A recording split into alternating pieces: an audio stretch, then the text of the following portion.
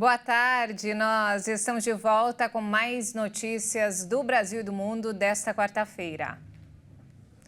O governo federal diz ter excluído do CadÚnico mais de 600 mil pessoas que já tinham morrido há mais de um ano. O balanço é referente a todo o ano de 2023. O Cadastro Único é a porta de entrada para programas sociais como Bolsa Família, benefícios de prestação continuada e tarifa social de energia. O Ministério do Desenvolvimento e Assistência Social informou que no ano passado foram excluídos do CadÚnico do governo federal 603 mil pessoas que já haviam morrido há mais de um ano. Desse total, 21 chegaram a receber pagamentos do Bolsa Família, mesmo após terem morrido. O Ministério não informou a quantia paga a essas pessoas. Em março do ano passado, o governo iniciou a fase de revisão cadastral dos programas sociais. O anúncio aconteceu em meio ao aumento de beneficiários em 2022 e de indícios de irregularidades com benefícios pagos a pessoas que não atendiam aos critérios exigidos. O objetivo da revisão é evitar que pessoas recebam o benefício de maneira irregular, além de garantir que haja recursos para os pagamentos a quem efetivamente precisa. Ainda segundo o Ministério do Desenvolvimento e Assistência Social, também foram excluídas, no ano passado, 1.700.000 famílias formadas por uma única pessoa que dividiam a moradia com outras pessoas. De acordo com o Ministério, a meta para 2024 é fazer a atualização cadastral de cerca de 7 milhões de beneficiários dos programas sociais do governo. O governo publicou uma medida provisória que isenta do imposto de renda quem ganha até 2 salários mínimos. A partir de agora, quem ganha até 2 salários mínimos fica isento de pagar o imposto de renda. O governo federal publicou uma medida provisória liberando do tributo o trabalhador que recebe até R$ 2.824 por mês. De acordo com o governo, a medida deve isentar 15.800.000 brasileiros do imposto de renda. Antes, o teto de isenção estava em R$ 2.640.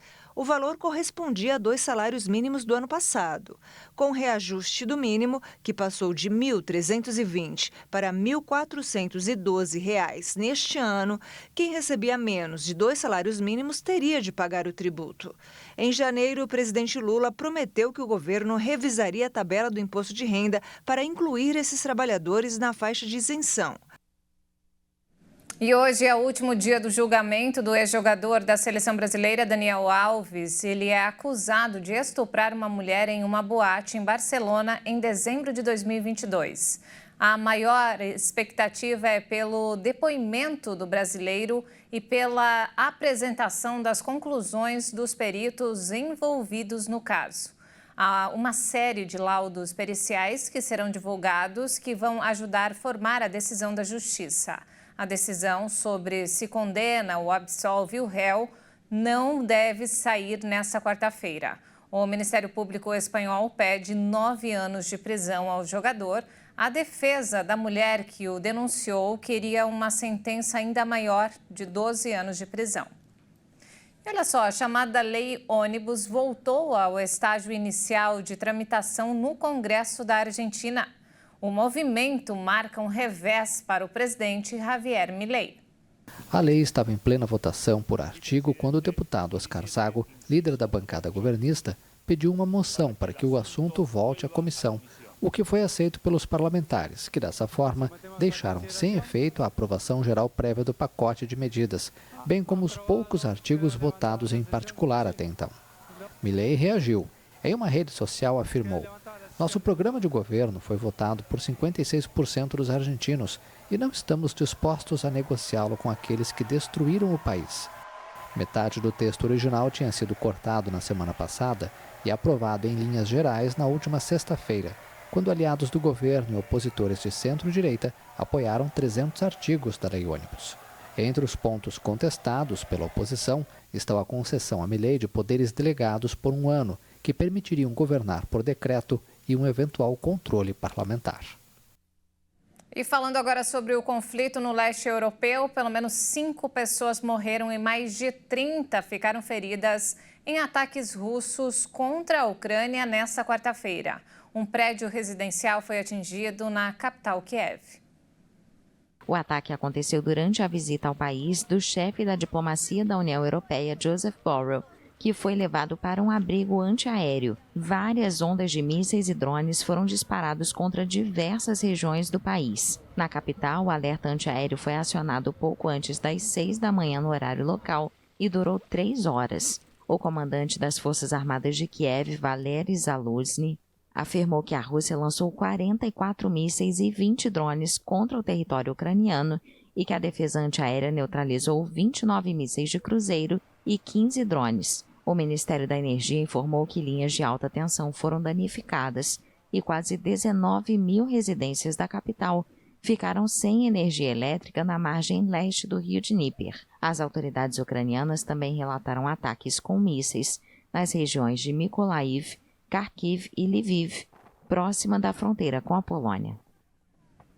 Passa de 130 o número de mortos nos incêndios florestais no Chile e ainda há 300 pessoas desaparecidas.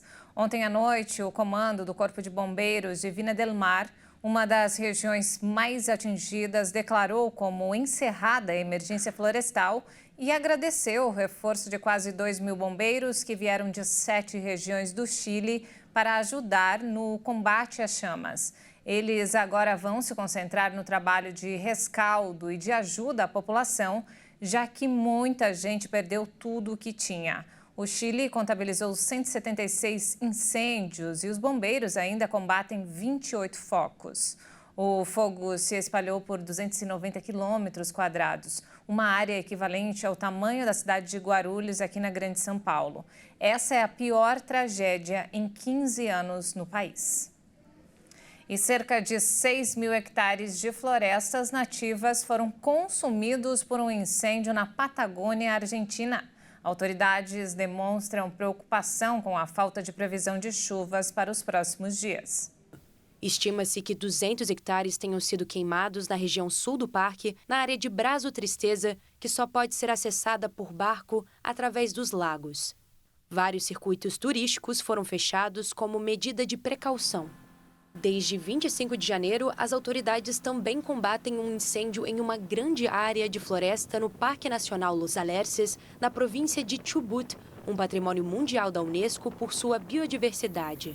Cerca de 6.000 hectares de florestas nativas, arbustos e pastagens já foram consumidos em Chubut. De acordo com o Serviço Meteorológico, o clima complica o trabalho da brigada. A umidade relativa do ar estimada é de 30% e não há previsão de chuvas fortes para os próximos dias. As autoridades informaram que o incêndio em Rio Negro começou devido à imprudência dos campistas, enquanto em Chubut, eles suspeitam que o fogo foi iniciado intencionalmente. E essa edição fica por aqui. Mais informações ao longo da nossa programação. Muito obrigada pela companhia. Uma ótima tarde para você.